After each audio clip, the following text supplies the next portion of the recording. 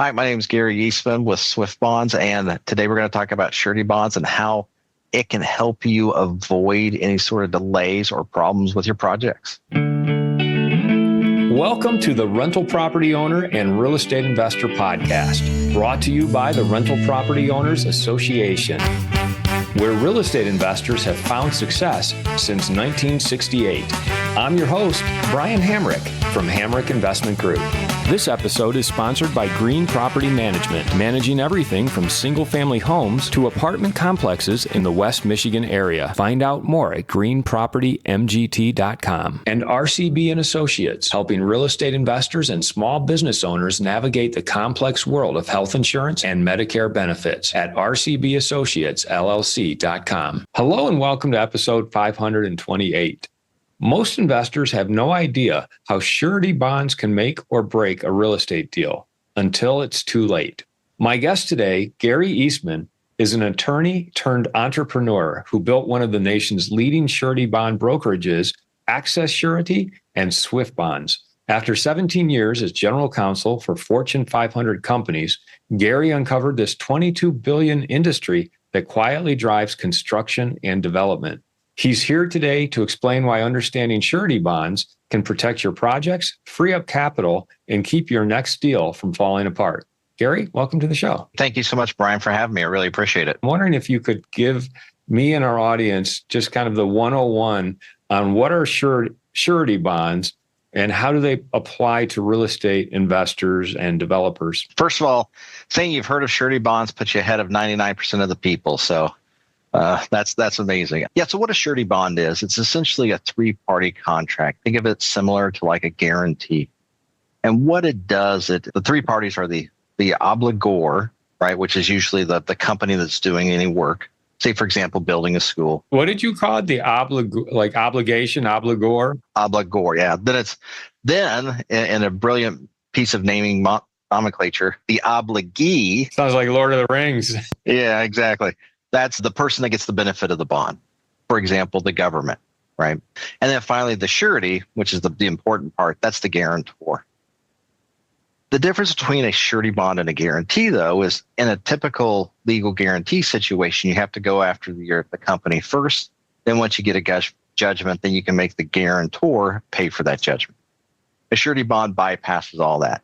So if there's a problem with any sort of project, the obligee, the person that gets the benefit of the bond, goes directly to the surety to get recompense if there's a proper claim on it. So that's the difference. It's a three-party contract instead of a two-party contract with a guarantee.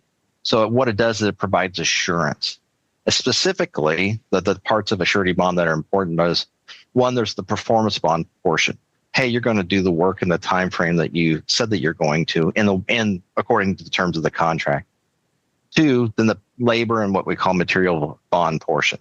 That is, you're going to pay all your subs and pay all your material vendors. That way, this project that is going on goes on time, and there's no lien that gets to be made against it. So, in a nutshell, that's what a surety bond is. Tell us how it applies to real estate investors and rental property owners. When it comes to real estate, what a surety bond does is it's going to help eliminate risk. And so when we talk to clients and real estate investors, we kind of break them out by risk category. So someone that owns like maybe a single family rental, their risk on something is probably pretty low. Their margins are also pretty low. So most of them don't need a surety bond.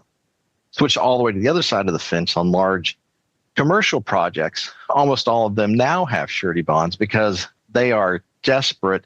Having a 1-year delay in a project is death. So they are getting surety bonds from like their contractors to come in and rehab buildings, build buildings, fix things, so that because it's more important to them to make sure that everything gets done on time, and also make sure that there aren't any liens. This is really important for investors because you don't want to have something liened. So then you have to go through the whole court process, get a bond to release a lien, all that stuff, and maybe not be able to sell that piece of property and turn that profit like you need to. 6 months, 9-month delay, is enough to really take your margins way down. So that's how a bond can help all that out, right? And then That's my broad description. And then we do the math all the way in between that says, hey, do you need a bond? Is the cost of the bond worth that guarantee of and lack of risk? Give us a specific example in the real estate world of how you've seen these surety bonds being used. You see them all the time in government work. So, and quite frankly, in federal government work, it's required under the Miller Act. But let's take a look at more private type of jobs. For example, you're building a shopping center, right?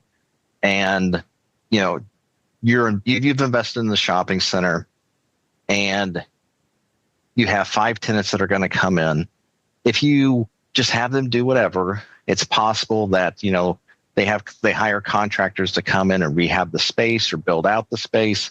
And if they put a lien on the building, suddenly you can have issues either trying to resell the building or rent it out or any of that type of stuff. Where we've seen people use these strategically is in places where they know they're going to be selling that building, or in places where they are critically desperate to make sure that they get people in there without having any sort of delays that can happen. A really good example is there was a project in Kansas City where they built the building, there was a lien that was placed, and then it was led through litigation for a couple of years. A bond would have kept that litigation from happening and could have got at least more tenants in, and then that second phase going. Instead, there was a multi-year delay, costing the owner substantial funds. For real estate investors, is it only for like new construction where they might get a lien from a contractor, or are these surety bonds used in other instances as well? We're starting to see it more and more, especially in rehab work. And I think what you said is, hey, what are the risks today? So let's compare this to 8 years ago. 8 years ago, the risks were completely different, because today what we're seeing are, one, there's the lien problem, but two, we're seeing material shortages starting to creep up, especially in different parts of the country. We haven't seen the full effect of the California wildfires hit yet, and we believe that there's going to be significant material shortages in things like roofing materials. You already see some of that problems in Florida, but in California, we anticipate once that build out really starts to ramp up, that's going to affect the rest of the country, just getting material. Explain that a little bit more. Did you say there'll be a shortage of roofing material and other building materials because of the California wildfires? That is anticipated on our side. We think roofing materials will be the first one for sure. We think other materials will start to have capacity constraints. Is that because they're manufactured in California, or because all the rebuilding in California is going to suck up all that inventory? What we've seen is over the last couple of years, roofing materials in particular, this seems to be the biggest one, mostly because we also had hurricanes that occurred over the last few years in Louisiana and Florida that really kind of tightened down the supply that's being made. And so the manufacturers are trying to pump it out as fast as they can, but there's only so much they can make under the current manufacturing system that's in place. California, once they start to rebuild, which hasn't really occurred yet, will put additional demand on a supply that's already fairly tight. And so we are telling all of our clients that they need to have material escalators in their clause in their contracts. So in case that changes, we don't know if it will change, but we kind of suspect that it will, especially coming up this upcoming summer. I'm looking at, I don't want to get into it, but a lumber mill in the Asheville, North Carolina area. And, that's kind of the thought process there too, because there's so much rebuilding after Hurricane Helene, there's going to be a shortage of lumber. And we have the opportunity with property we own there to maybe mill some of that lumber. Sounds like a good spot to be. And we believe that it's coming when we are telling contractors to have those escalators in place, because we do believe this upcoming summer, there'll be a substantial increase in pricing, despite the fact that residential construction may be tightened. We think that there's just so much rehab that has to be done that the demands are going to outstrip the supply. Getting back to the surety bonds, you're saying even rehabbers now might benefit from getting surety bonds in case they do run into a supply issue. That's correct. So there is the supply issue. The other thing that we're starting to see is based more on the geopolitical environment that we sit in. Specifically, a lot of contractors have left the space for whatever reason, but we've had several defaults that we have seen in our clients based upon a sub that they've worked with for 20 years, suddenly, being gone or being unavailable. So that's created some headaches as well. There'll probably also be labor shortages essentially over the next several years. So that'll be, just a headache that I think all of your contractors will deal with. And so that's something to focus on when you are doing work. Hey, can I get the people in, right?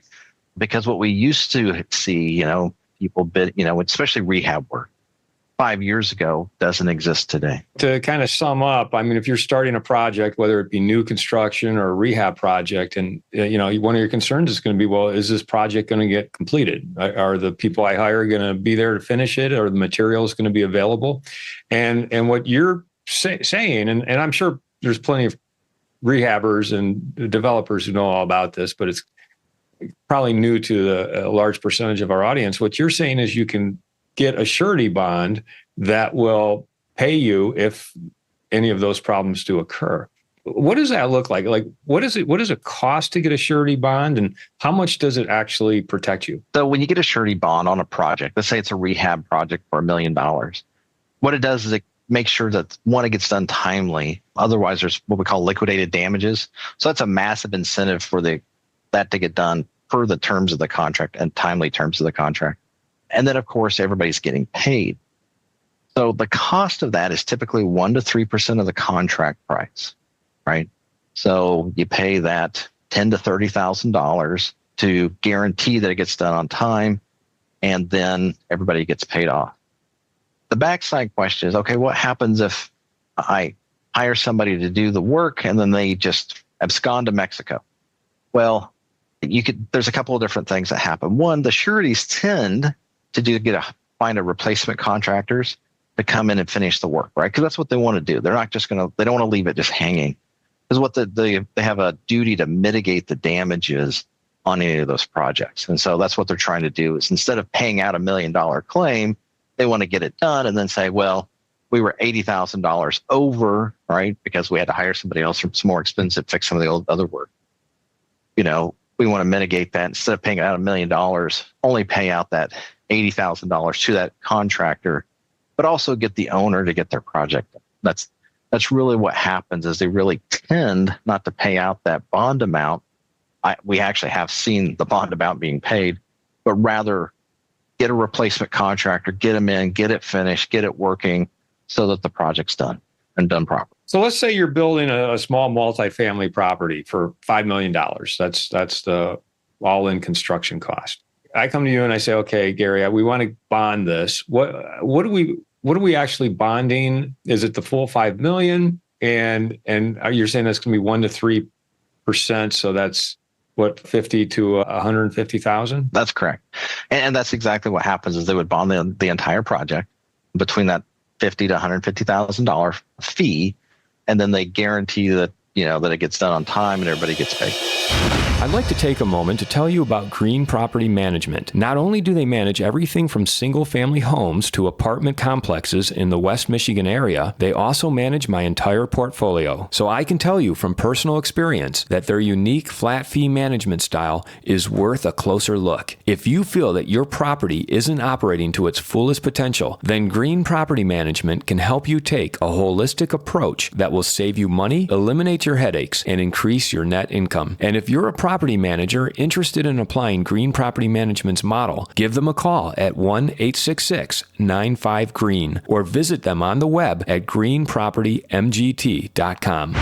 If you're thinking of leaving your W-2 job and becoming a full-time real estate investor, one of the greatest costs you must consider is healthcare for you and your family. When I made this transition myself, I found the whole healthcare insurance process to be confusing and frustrating. That's why I'm glad I met Chad Creasy at RCB and Associates. Chad is a professional health insurance agent who helps real estate investors and small business owners understand and choose their best healthcare options. And best of all, his services are covered by the insurance company and won't cost you a dime. If you live in Michigan and are expecting a change in your healthcare insurance coverage for any reason, or losing employer coverage or transitioning into Medicare, then you owe it to yourself to contact Chad Creasy at rcbassociatesllc.com. What happens if, the project runs into trouble and gets into litigation, does the surety, how far does that surety bond extend? Does it cover litigation costs as well, or is it just purely project completion? This is a fantastic question that we probably don't have time over the next several days to finish answering. But a better way to think about this is normally in bonded projects, litigation is going to occur to the side. Because what's going to happen is, in your example, it was, let's say, property owner versus the contractor, right? That's the dispute. And so therefore, that's the litigation. That's what you have to go through to get that resolved. In a surety situation, you skip the contractor and you go directly to the surety, right? So what happens is you go to the surety and say, they didn't complete this properly. Like, hey, there's no plumbing in my building. So if they go get that replacement contractor, they fix the plumbing, they make it work, and then the surety goes after the contractor for any of those damages. So that you, the owner, can skip the litigation portion, right? You may have to do some testimony and some other things. But in general, that's why it's the third party that makes all the differences. You don't have to do the butting of the heads and the litigation and then figure it out. You can go directly to the surety to get that resolved. It's not my problem if you're having difficulty going to the contractor and getting them to pay up. You're saying the surety bond will pay me and I don't have to worry about the contractor. How do you then hold the contractor accountable to make sure that they pay? So what the sureties do is they make the contractor liable for any damages, and they make them both sign up for their company and also personally indemnify. Right, so them and their spouses. So all the owners of the contractor are on the hook here, and that combine that with the liquidated damages clause for delays are the reasons that bonded projects get done first. Right, so if I'm a contractor and I have two projects, let's say they're both private projects, but one's bonded and one's not. This one gets all my first attention because I don't want to pay those liquidated damages. And I don't want to put my house up on, at risk. So I do that first, and then I do your unbonded job second. What percentage of projects are bonded versus not bonded? Like how often are surety bonds actually used? Government jobs almost all the time, right? 80+%, 90%. Private jobs, I would say 15 years ago, you'd see it maybe on 5% of the projects. Today, on commercial-based projects, we're talking, larger developments. Any larger development, you're almost always going to see a bond. So I'm going to say 70 plus there. I say on rehab work, you're going to see probably 30%. Now on small residential, it's still pretty rare, right? I mean, we do have multiple partners that we work with that are starting that process, but it's fairly rare still on the residential single family home side. On the multifamily side and certainly the apartment side, we're seeing it more and more there, probably in the 10 to 20%. Why don't most lenders require that? It sounds like the government insists upon it, but lenders haven't really gotten on that train. So traditionally, cost has been the biggest issue, but you're exactly right. Lenders are starting to push for bonds now. They're starting to say, hey, you have to have this bonded. We are not going to put our money at risk for certain periods of time. So that's why we're seeing that push for more and more jobs to be bonded. The bond, it seems like the investor, the developer is going to pay for the bond. The surety is going to back the bond, but it's the construction manager or whoever the person is who's hired to do the project that's really taking on all the risk, because one way or another, the bond is going to make sure that they complete that project. That's right. So technically, the contractor pays for the bond, but they build it into their contract. So the owner pays for it, right? But you're right. It's that contractor that's going to say, because this is a bonded job, I'm now at risk. And so that's why they prioritize those projects. And what kind of pushback do those contractors usually give? I mean, I'd imagine that they'd be wary about bonding a project because ultimately they're the ones who are going to have to put up a personal guarantee. Yeah, it depends. Wow. So another good question. So the pushback that we tend to see is only on residential, where people are struggling, where margins make more difference. And the other pushback we see are for contractors that can't get a bond, right? So weak contractors struggle to get bonds. Another reason that some people like to have bonded contractors is, they're just financially stronger, right? That they do a better job. They're not on the edge of going out of business anyway. On the larger jobs, we see much less pushback. They understand what's going on. They understand that's how they get the jobs. They understand that it's, good margins, good payers. And so we tend to see less objection over on the commercial jobs than we do on residential. You mentioned it early on, and I wanted to come back to it, the cost benefit analysis. Like, how do you know when it's worth actually acquiring a bond? And when is it not worth getting a bond? It's not worth getting a bond if the margins are super tight and nobody wants to pay for it. So residential tends to fall into this because, a $1 million home, the owner just doesn't want to pay that $30,000. The other time that they don't want to pay is if there's a super high reputation builder, right? Because you don't need a bond if they're going to finish the work and do a great job. I say, so on residential, we see a lot more thin margins where that is less required. And quite frankly, the owners just don't want to pay for it. On larger jobs, think, multifamily apartment complexes, and certainly on the commercial side, there's much less pushback. But the difference is, what is the cost to you, the owner, of letting it set vacant? Let me give you an example. Let's say you go in and you purchase an apartment complex, right? And you decide that you need to let's say there's 5 buildings. You have 2 buildings that you need to rehab. So what you do is you block them off and you rehab, right? If you can make all of your payments out of the 3 buildings and you're not worried about the timing, you really need a bond, right? It's a cost. Yeah, it's going to help you out. Most people, though, that own this say, hey, the real cost here is not how much I'm paying the contractor. It's not this little bond fee. It's really, I need to get tenants in those apartments, right? And when you do, that's why I say do the math. If the math is, hey, I can rent this out 4 months quicker by having it bonded, does that pay for the bond? Almost always yes. And that's why you're starting to see more and more projects get bonded. It's that timing that makes all the difference, because people are saying, man, I can get people in paying me that $1,500, $2,500 a month or whatever it is to get this apartment rented. And that makes me way more money than, letting it sit and have my, bridge loan being paid. I'm wondering, what is the similarities and differences between like just an insurance policy? Because this sounds like an insurance policy, like some sort of insurance, but at the same time, it's not really. So where would you classify it, Gary? A bond is, technically bonds are subsets of insurance, right? So all of the sureties out there are the huge insurance companies. So they have surety bond division. The difference is in insurance, that's a risk sharing proposition, right? Where we say, hey, we're going to insure 100 folks for fire. And we know that someone's going to have a fire. We just don't know which one. Bonds are written completely differently. There is no assumed risk when they write a bond, because if they did that, then the cost would be so astronomical that nobody could afford it. So they assume no risk on bonds when they write it. And so that's the biggest difference. Is insurance is I'm just pooling risk.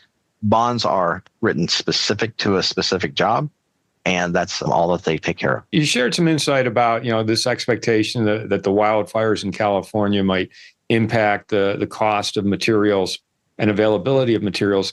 Do you, like insurance companies, have statistical tables and all kinds of metrics that you're looking at to tell you where the risk is and, what you should avoid and what you should bond more often? In less statistical tables and more what we see as issues with contractors. So, for example, we're surety bond brokers, but we have thousands of contractors all across the United States. We see where issues creep in.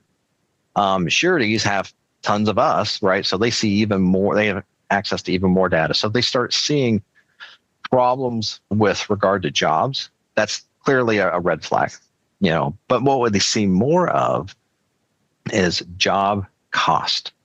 And so what we are seeing, and what the sureties have backed up, is that they're already seeing inflation in job costs in different states. And roofing is the front of the tsunami, right? That we think is coming. And so that's the one that we kind of know is here already. So we're seeing job costs that, let's say last year were 250,000 or jumping up to 350,000. Much of that is material cost, which tells us, hey, there's a constraint here. There's a problem.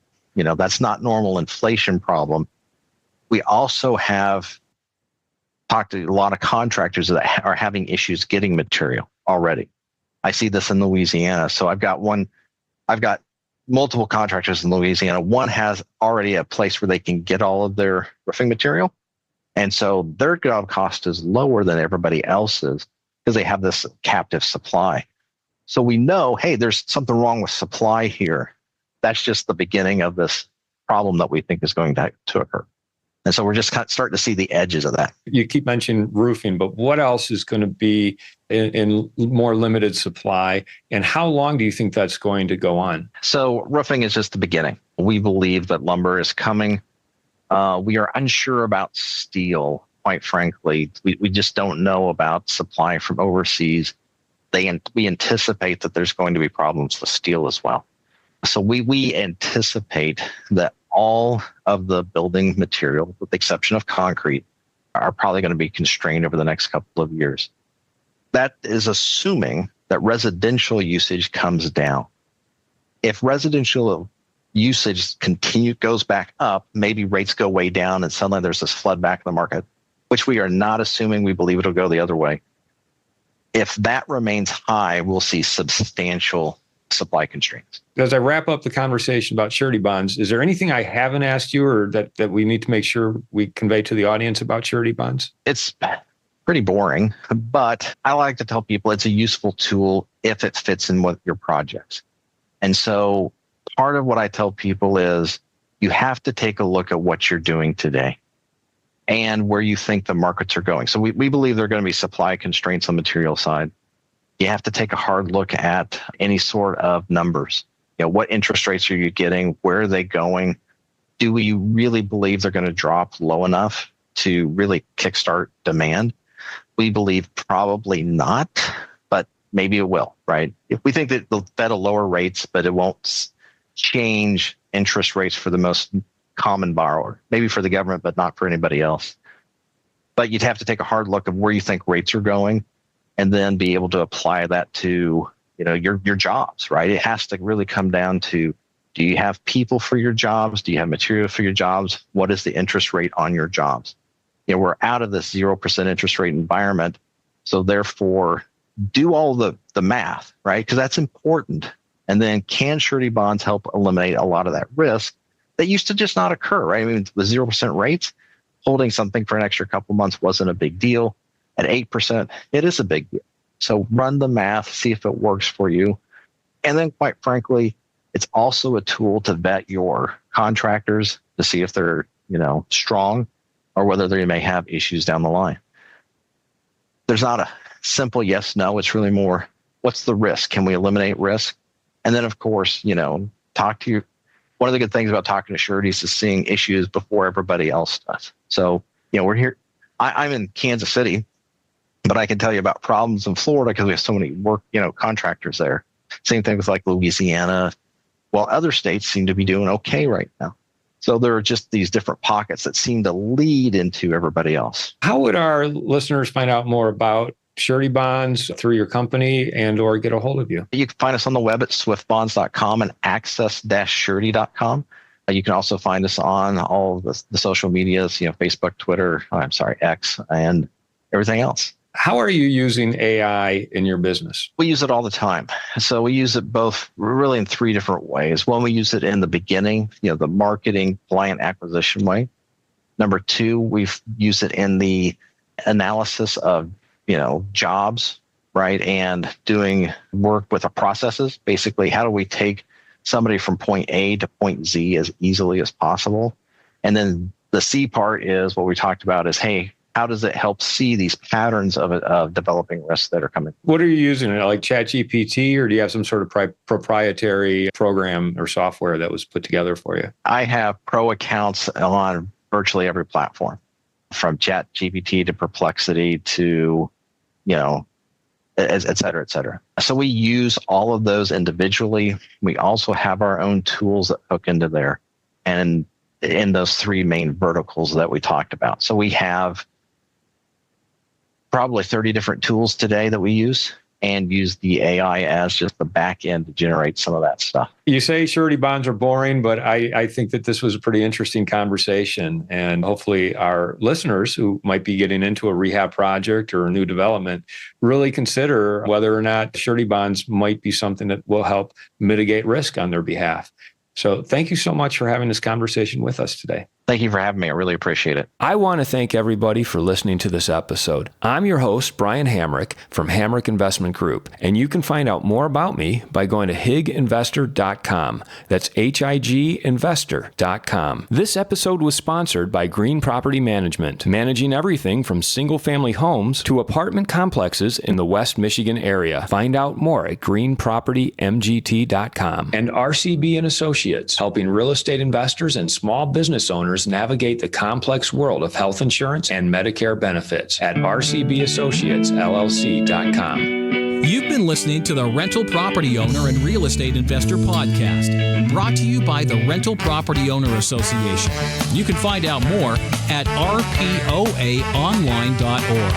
If you enjoyed this podcast, please go to iTunes to subscribe, rate, and review.